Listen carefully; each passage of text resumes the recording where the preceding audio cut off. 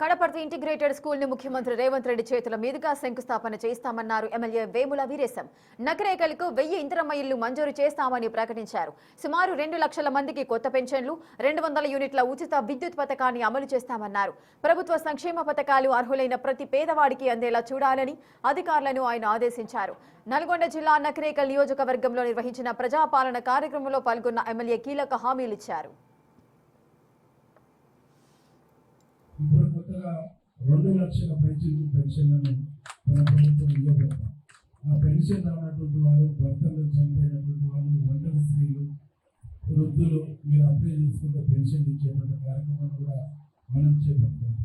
దీనికి తోడుగా ఒక 15 కోట్ల రూపాయల నిధులు వచ్చి డ్రైన్లు కానీ, సీసీ రోడ్లు కానీ మన వార్డుల్లో ఎక్కడైతే డ్రైనేజ్ వ్యవస్థ బాగాలేదో, ఎక్కడైతే సీసీ రోడ్ల అవసరం ఉందో అక్కడ మనం సీసీ రోడ్లు డ్రైన్ చేసుకోవడానికి 15 కోట్ల రూపాయల నిధులు తీసుకొచ్చిన ఐదు మీరు ఏ వార్డులలో సీరియస్గా ప్రాబ్లం ఉందంటే ఈ 15 కోట్ల రూపాయల